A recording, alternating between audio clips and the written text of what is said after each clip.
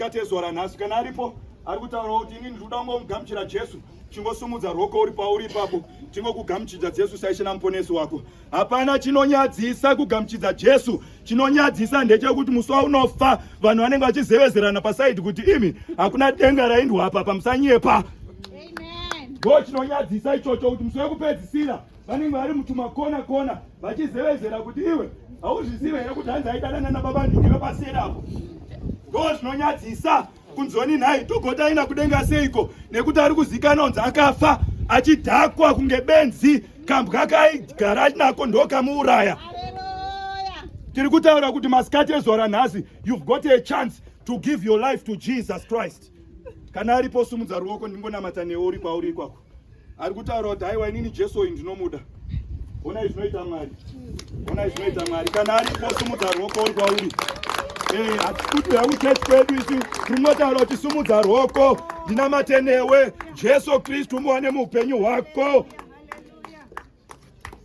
Tiri kutaura iwewe wachinjanisa varume wachinjanisa madzimai 10 kumusha kwenyu kune shavire kuti agoni kugara nemudzimai 1.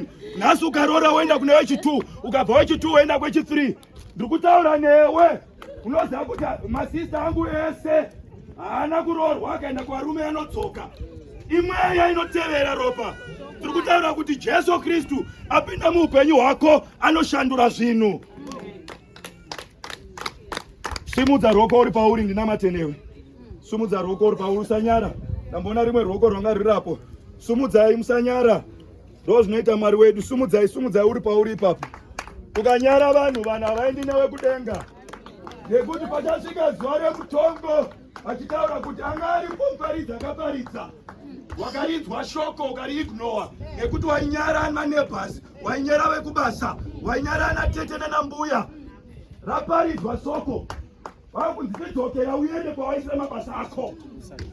Asi nhasi tataura kuti Jesu Kristu anogona kukusunungura.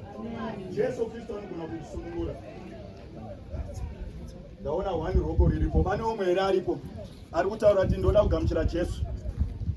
Kumapoto chero ikoko munobvumirwa. Ona zvinoita Mwari izvi. Sumudzai muri ikoko. Sumudzai kana uda kugamuchira Jesu. Sumudza uri iko ruoko rwako. Hapana chinokudzivisa kuti ugamuchire Jesu saishe namuponesi wako. Tinotenda Mwari zvikuru. Imimi wasumudza imimi. Ndangoda kuti 2 minutes muuye ndingova ndangonamata nemi. Musanyara uyai 2 minutes. Uyu Julius watikupemberera rake basa apedza kudhara. Iwewe wasara uripo. Yanditokutaura chokwadi. Kavoice kari kutaura mauri kuti usaenda. Kavoice kari kutaura kuti unonyarira kupi. Ndiye Satani wacho iyeye kana usikamuzive. Ari kutaura kuti usaenda iye ndiye Satani wacho. Ari kuda kuramba achiti upenyu hwako ugare hwakasungwa. Kana wanga usikamuziva uchifunga tachauya nekamuswe neidzi dzinonzi n'anga inonzi inyanga hauya akadaro. Ari kutotaura mauri ari kutaura kuti gara iwe unonyarira kupi. Ndiye Satani wacho iye.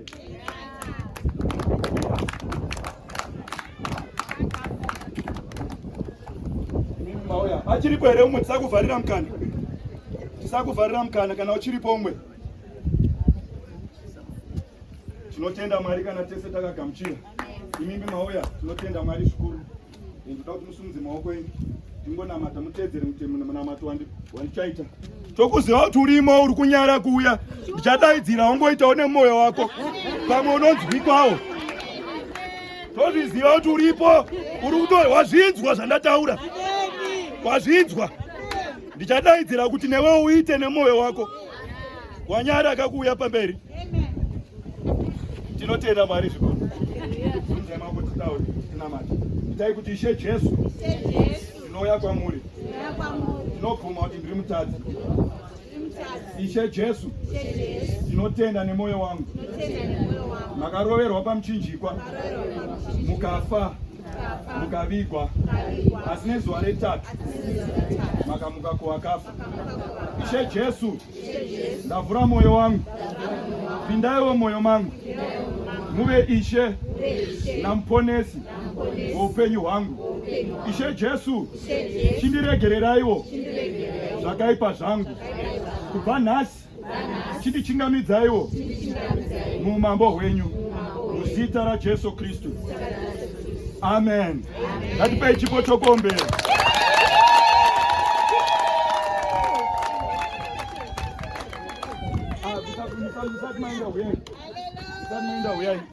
Iwewe waramba uri ikoko, ava taakunamatira ava.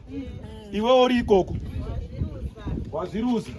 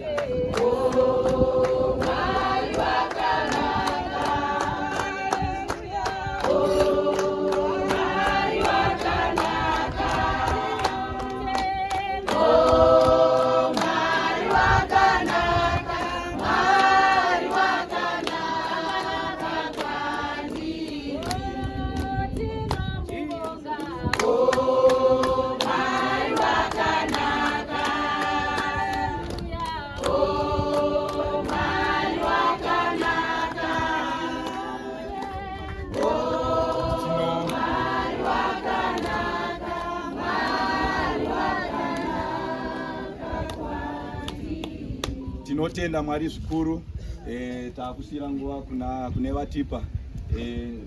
Toza watu variko. Unonditevera pa unondiona ndichingofamba paipai. Unouya ukunamatira. Amen. Zvakunyadzisa kana position yawainayo kuti uchireurira pamberi pevanhu. Unonditevera tokunamatira.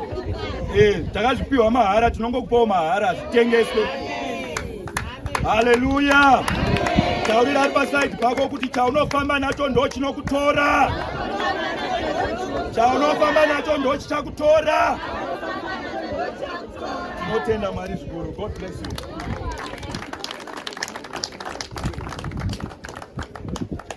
Preach. Tinasahwira wedu. Koma ningi uyai. Padhuze. Koma zata. Uyai zanda ere kana zata andizive. Ndikuchera ndikatadza spelling nomucorrector. Uyai mukoma zata. Tinasahwira wedu. Koma ningi uyai. Padhuze. Koma zata. Uyai zanda ere kana zata andizive. Ndikuchera ndikatadza spelling nomucorrector.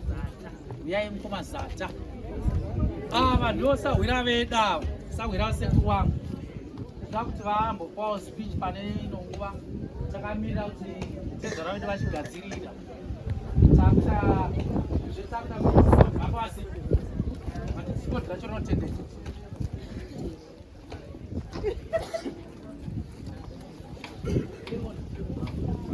Pamusoro iyi tatinonoke kusvika asi tinotenda takwanisa kusvika.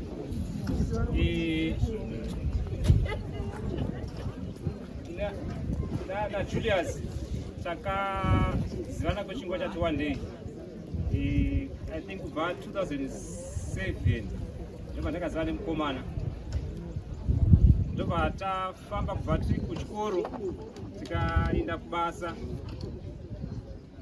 Zvese nekupinda mudzimba handitika taingoita zviri pamwe chete. Takaita misikanzwa even yakonesa kudzingisa basa. Chireva nemabasa tichiti aisi zvaifamba zvakanaka. Taita kuti zviite zvakanaka. Asi chinondirwadza pana Julius. Munhu wataita naye zuva nezuva. But then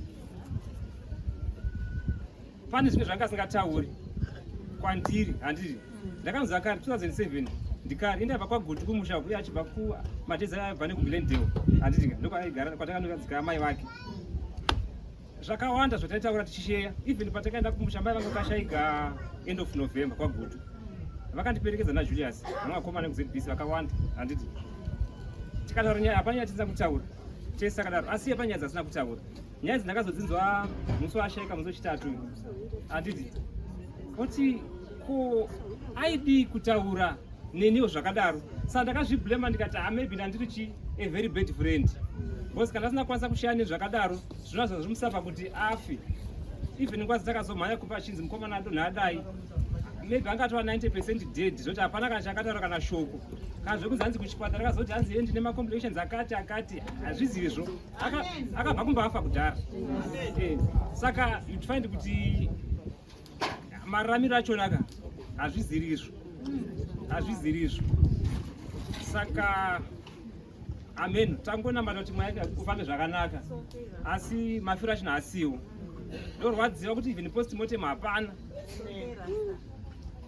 saka zvozvinonetsa saka tongoti mwari aite sei asimbise isi tasara bhozi ndozhira yedu tese tichangotevera ikoko kungoti zvaainda pamwe achanditsvagira pekuita sei pekugara asi dei kwainzi kwari kwachona kune mafoni kana kuti patichazoinda tichanomuona zvikabvumirwa even madzishe kana aripo nevechechi ndaikona munhu wakanamba maJulius vo zvaita hazvizizvo because everyday kutaitaura musi wachona wakatofa makuseni message Julius haana kureply ikati maybe ari busy then a few hours later unza chinzi hakuchina zvorevei kana kuri kuita kuitei hazvinakidzi saka tongoti ngazore zvake murugare asi hazvizivizvo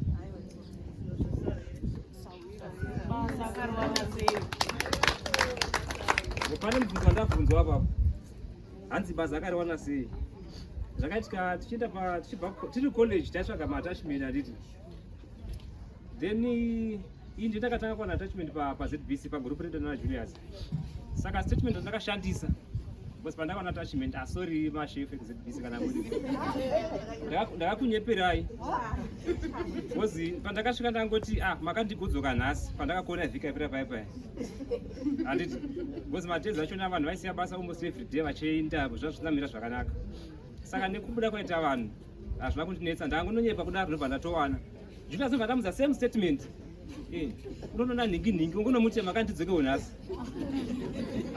achibva nguva akangodaro ndobva awana uchi attachment and madhezi waikuwana attachment zvafanira kuwana basa because hakuna masini anga aripo masini aibuda achienda imi madoko ndimaita sei maipinda saka from zvese izvozvo kusvika izvezvi taingova tese pamwe chete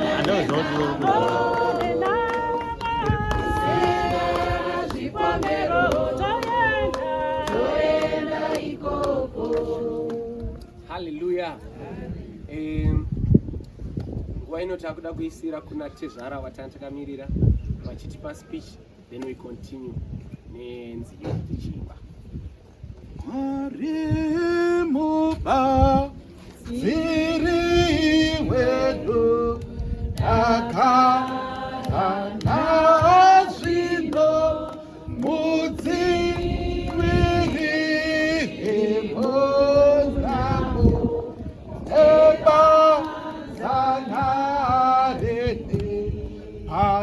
Asembete karoteyu kando wakakocho mawoko yenyu anesimba hando tetseverera zvose zvisa tizvasikwa makomonebasi imi makange muripo mugari narini tenzi ndipfu midzeiwo ndimbo taurandeni tenzi midzeiwo ndimbo taurandeni tauya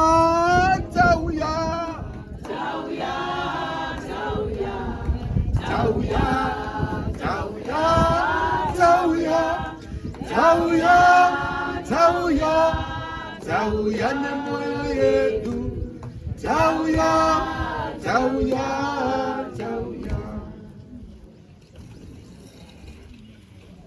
Pamusoro iyi vana mai vari pano, vana baba, vana tete, ndine urombo. Julius anga first born yangu, Gamu ndiye first born yangu. Ndarwadziwa zvakanyanyisa. I'm a businessman, but ndasiya basa rangu ndauya kuno. Pavakaroora naye to fly kuya kuno kuti ndione kuroora kwaGamu. Julius akauya kuSouth Africa. Christmas akauraya akati tinatenga wine, tikatsvaga wine tikatenga. Pamba pangu pane magames akawanda. They were playing magames nevana vangu. My last born ndeyavaifamba naye. Vakomana vese varwadziwa. They wanted to come nas. We've got a big bus vaida kuya vese. But ndati regai ntange ndaenda munozouya. I remember ndichifamba naJulius holiday. Ndichimutaurira Julius kuti Julius, dzimba idzi dzine maproblems akawandisa, including inini. Vamwe vakadzi vari kutogara mudzimba nenyaya yekugwadama. Vakanganisa, vakanganisirwa, vanotokumbira murume ruregerero, ivo vatokanganisirwa. So you as a head, try and push zvako zvigare zvifamba zvakanaka. Ndichingomurayirawo ndichiti, because you are my first born, toda kuti mugare mese, because kuti mubudirire mufanira kunge mune unity. So Julius akazodaidzwa kubasa, because we're supposed to kunge tiri tese neNew Year, but akatadza kuramba ariko, because akazodaidzwa kauya kuno. Asvika kuno ndakazonzwa kuti akuda kuenda kubasa, akadonha. We thought kuti maybe achakwanisa kumhanya tomubatsiridza kuti ararame zvikaramba, but akashaya. Saka zvakandirwadza zvakanyanyisa, because ini ndinonamata ende Mwari vachindipindura, but apa Mwari vakatadza kundipindura, because I wanted them kuti vave vanhu vakasumuka, vachasumuka, vachaenda pamberi, but zvakaramba. Tinongoti ngaazorwe mugare.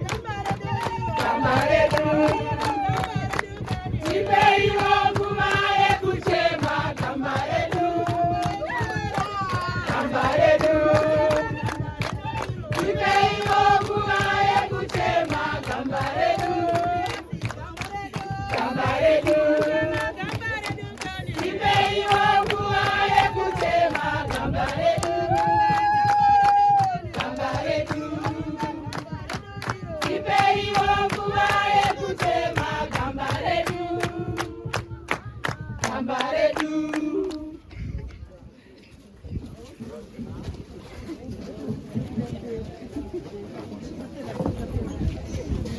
Pamusoro isangano renhamo tauya isusu kuzochema nemi nhasi, tichichema zvikuru tirisu nekuti tarasikirwa naJulius. Zviri kutiremera kuzvigamuchira, muchiona vana vandauya navo vesa vari kutambudzika mukati mavo, vakamanikidzika zvikuru nekuti Julius musi wechitatu aive kubasa achiita basa rake zvakanaka. Julius zuva nezuva waiti ukasangana naye kwaingova kusekerera chete, asi takazoshamisika musi weThursday vanhu vambotaura naye tonzwa Julius hakusisina. Tine kutambudzika pakati pehana dzedu nekuti hatina kutarisira kuti Mwari vangatitongere zvakadai. Kudzimbikana kwedu kuri pakuti tanga tichibva kunoviga zvemumwe mukomana Hector Murombe akashayika zvekare, tisina mazuva zvekare tabva kunoviga mumwe musikana Bridget akanga ari kupiyara. Muzviitiko zvese izvi tiri kuedza kuda kumbomira kuti tione kuti tingasimbe, asi pana Julius patigombedzera nekuti hatina kuzvitarisira. Taitotarisira kuti anenge ari kubasa masikati acho.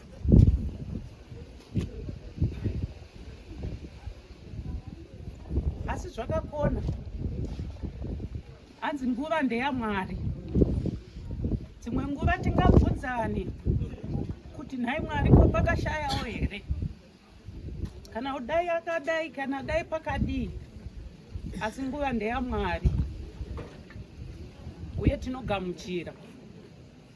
Mukutaura nemumwe muimba anoti Mwari kana matora hama dzedu dzidzisai moyo yedu igamuchire. Ndo zvandinongokumbirawo kuvana vedu nehama dzese dzasiyiwa naJulius, tichiti dai matidzidzisa kuti tigamuchire iwaya marwadzo.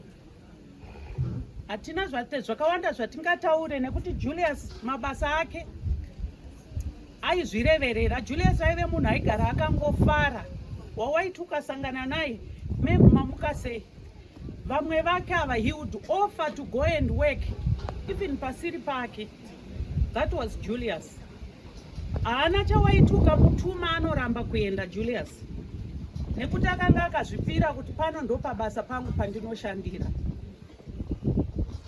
Shamwari dzake dziri kushaya kuti voita sei, asi ndiMwari. Dzimwe nguva havabvunzwe kuti sei Mwari. Tinongogamuchira nekutenda tigoti isu seZBC ticharamba takabatirira mamemories atakacreata naJulius. Mamemories mazhinji kwazvo ndo achatinyaradza iyayo. Tongoti Julius, fambe zvakanaka mumwe wako, famba hako murugare, shamwari dzako dzauya kuzoparadzana newe. Tinotenda.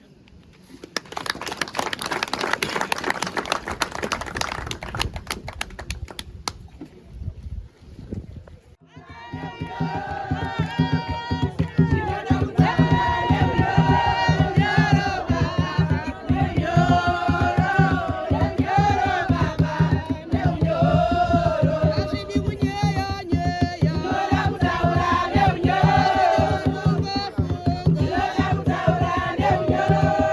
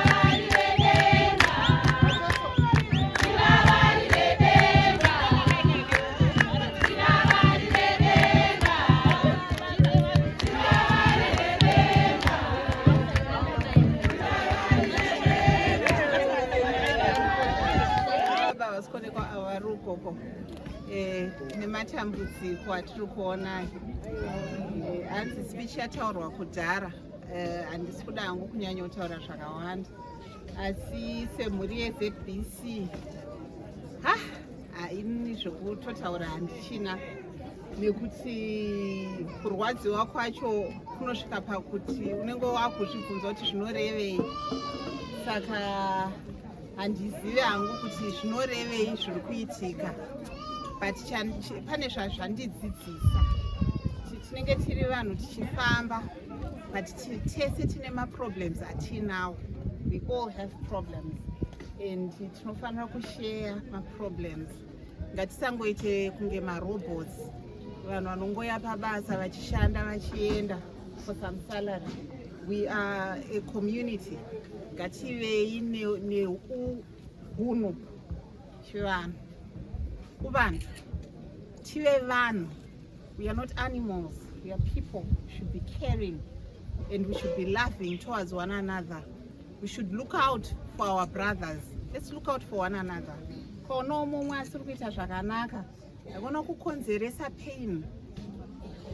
Don't be the reason why someone is not sleeping at home. Be the answer and the solution. Let's be different. Kana tatakadzidza zvisirizvo, let's teach ourselves to be different. To be different.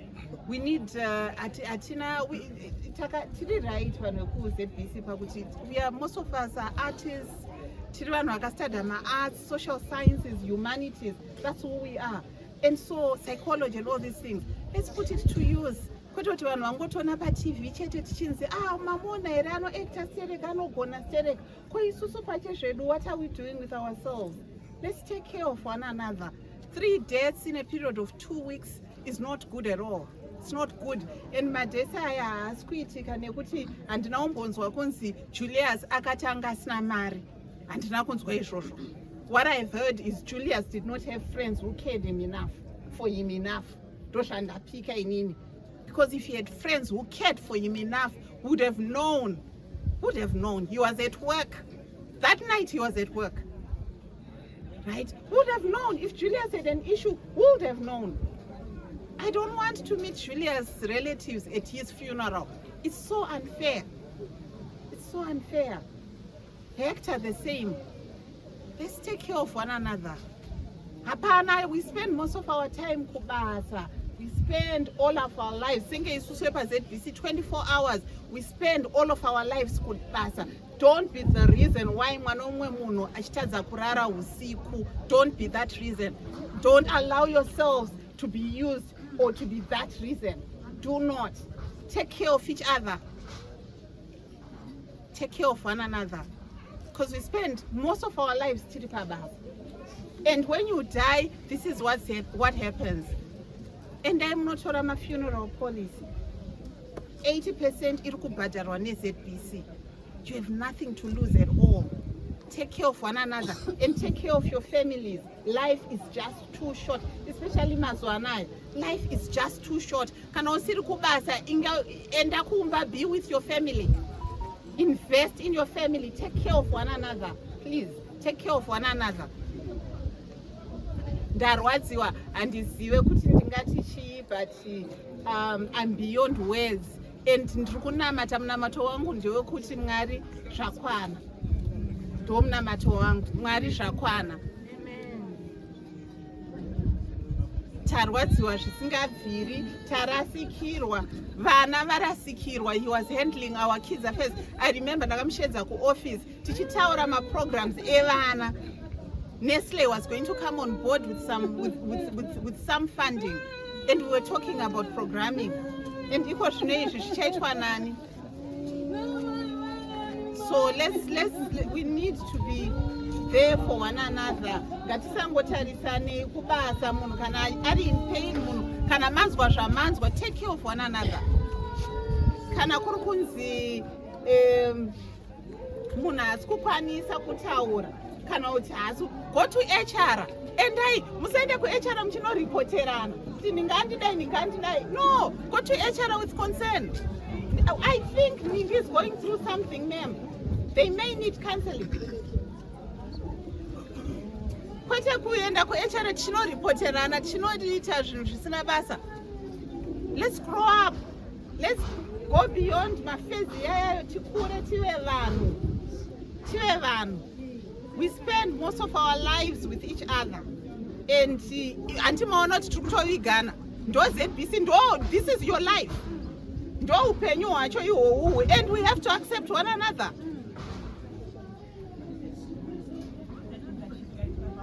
Neurombo.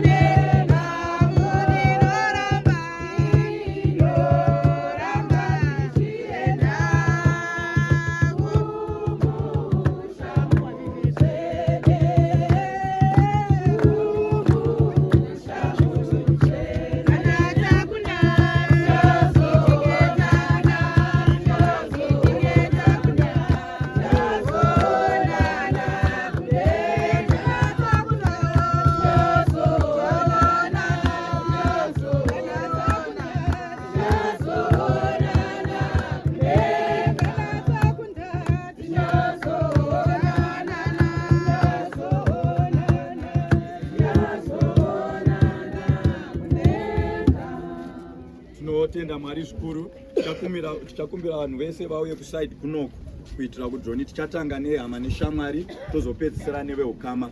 Saka tikumbirawo kuti muuye kunoko vari kuside ukoko kuti line redu rinenge richingobva nekunoko topfuura tichiona mutumbi tichienda zvedu. Tikukumbirawo kuti John pabasa rose ratichaita tisapedza nguva zvikuru kungoona tichifamba. Amen.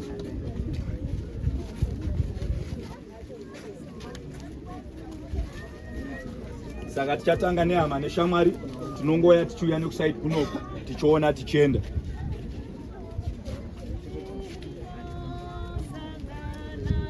Julius.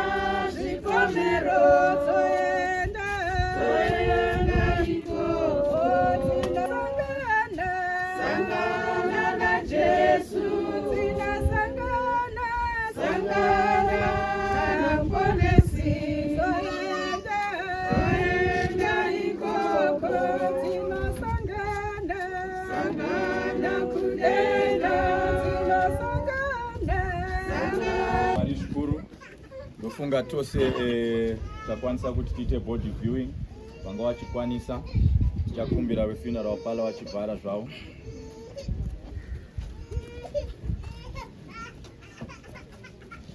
Pangoina tichakumbira vakutitakurira mutumbi wedu taakuchinanga tichidirectwa kwatichanoradzika hama yedu panguva ino.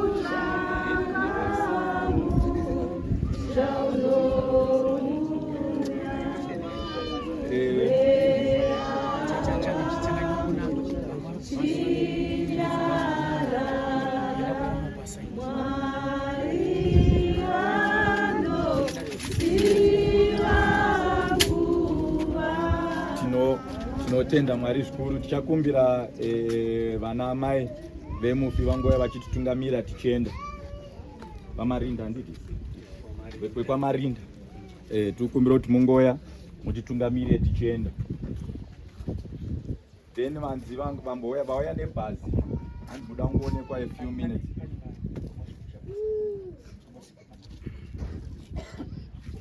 Hanzi vanga vachipusha bhazi ukoko ranga ranyura vanga vasi munogona kuzoona ababa.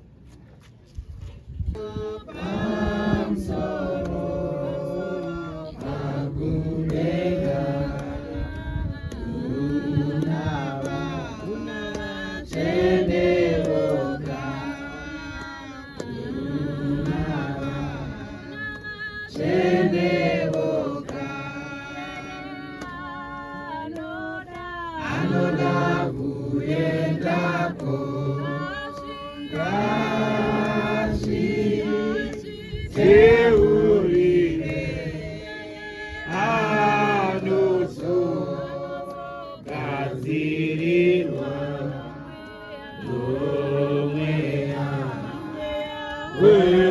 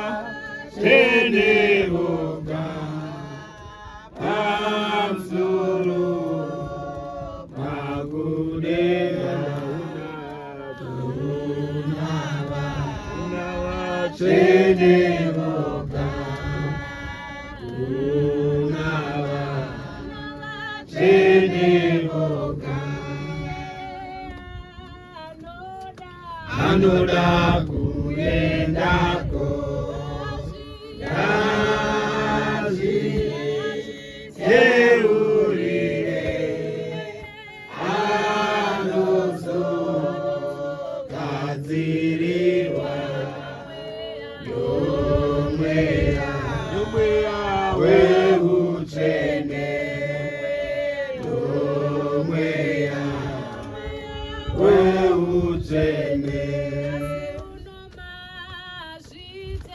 mazita enyu Baba, mazita enyu Baba, mazita enyu Baba, mazita enyu Baba, mazita enyu Baba.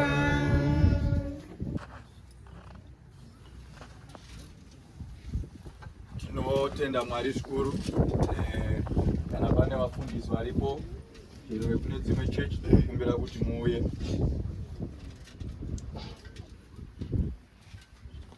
Tichakumbira Elda vedu Elda Mbizvo kuti vatipe munamato.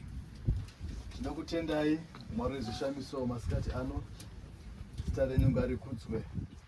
Tasvika panzvimbo ino Mwari kuradzika mwanakomana wenyu Julius. Zvikunama anoda kuimba iyi Mwari paachazogara kusvika hwamanda Mwari ichirira. Imba iyi Mwari taikomborera, wari kumusoro kudenga taichengetedza, wari kumusoro kudenga hapana angasvika pano achitatemba nayo. Muzita raBaba naMwanakomana noMweya Mutsvene, muzita raJesu Kristu, amen. Amen.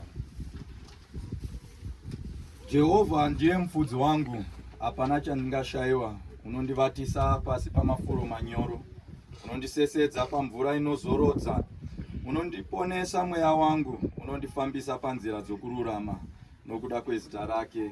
Zvirokwazvo kunyangwe ndikafamba pamupata pomumvuri worufu, handingatongotyi zvakaipa, nokuti imi munemi. Tsvimbo yenyu nemudonzo wenyu zvinondinyaradza. Unondigadzirira tafura pamberi pevadzivisi vangu. Makazodza musoro wangu namafuta, mukombe wangu unopfachuka.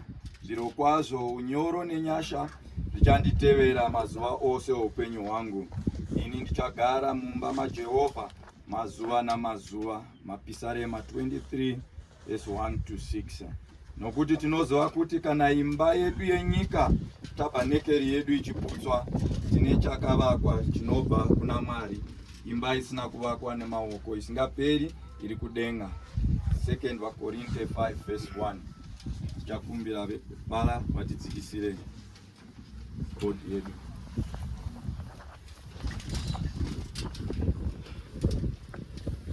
Tichimbirwa kambo.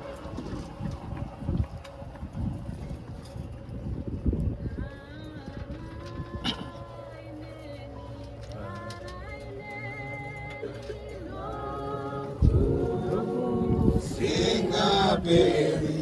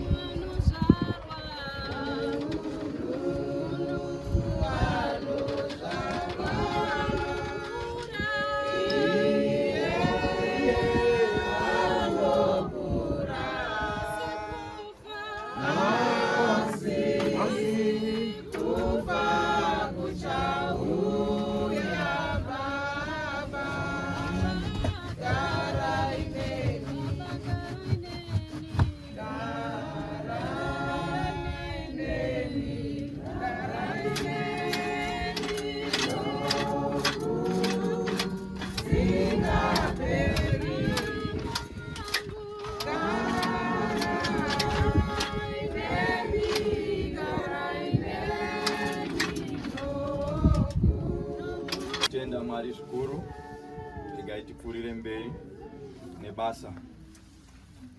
Moyo yedu yakanamatira muviri uyu nokuti unotirangaridza mudikani wedu aigara mauri, asi inguo chete yasakara yakururwa nomudikani wedu. Naizvozvo tinouremekedza nokuda kwechirangaridzo choumwe wedu. Zvino tinoudzorera kwawakabva tichitarira nokutenda kushongedzwa kwomuviri wakakwana uri muna Kristu Jesu. Amen.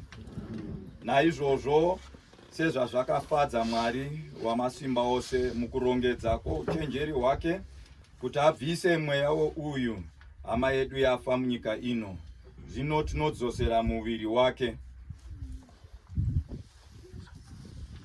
Varipo here vamwe vafundisi varipo? Kana pasina, it's okay. Zvino tinodzosera muviri wake kuvhu tichiti ivhu kuivhu, dota kudota, guruva kuguruva, tichitarisira kumuka kwavose nezuva rokupedzisira, uye tiine tariro youpenyu munyika inouya munashe wedu Jesu Kristu, pakuuya kwake kwechipiri nokubwinya kukuru kuzotonga nyika. Nyika negungwa zvichabuditsa vakafa vari mazviri, nemuviri inoora yeavo vakavata maari ichashandurwa vachifanana naye nomuviri wekubwinya uye nesimba rake guru raanoisa zvinhu pasi petsoka dzake.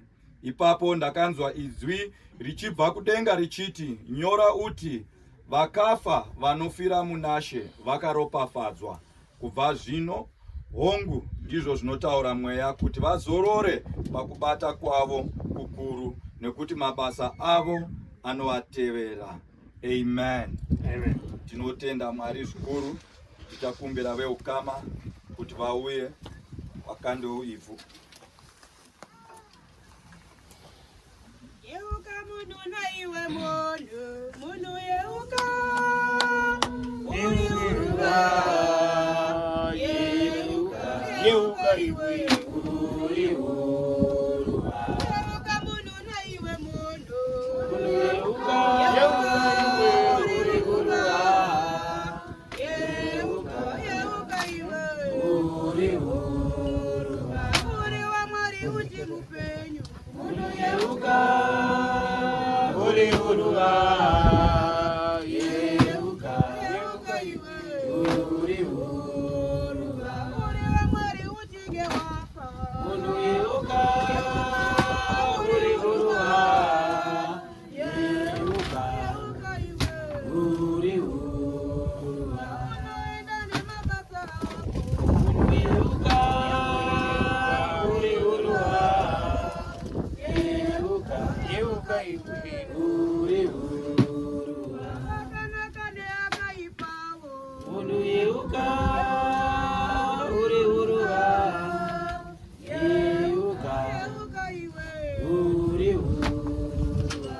Akaipa uchatongwa nawo, munhu yeuka, uri uruva, yeuka iwe uri uruva. Akanaka uchatuswa nawo, munhu yeuka, uri uruva, yeuka iwe uri uruva. Yeuka munhu naiwe munhu yeuka, uri uruva, yeuka iwe uri uruva.